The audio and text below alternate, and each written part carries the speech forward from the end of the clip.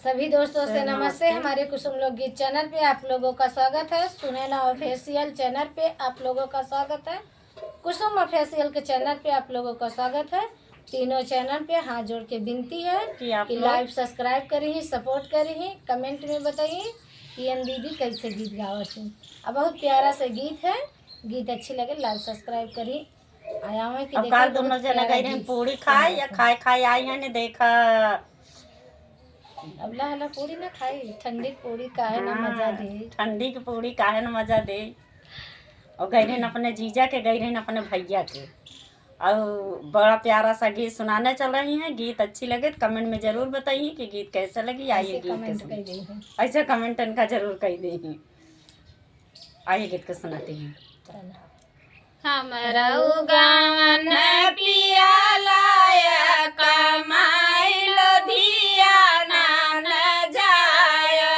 हमरा गावन पिया लाया कमाई लोधिया नान जाय।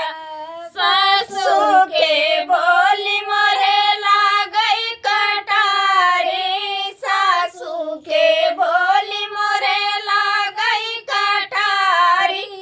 ओनहु से अलग की है जाया कमाई लोधिया नान जाया।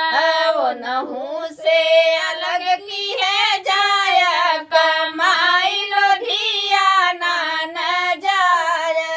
हमरो गावन पिया लाया कमाई लोधिया नान जाया। हमरो गावन पिया लाया कमाई लोधिया नान जाया।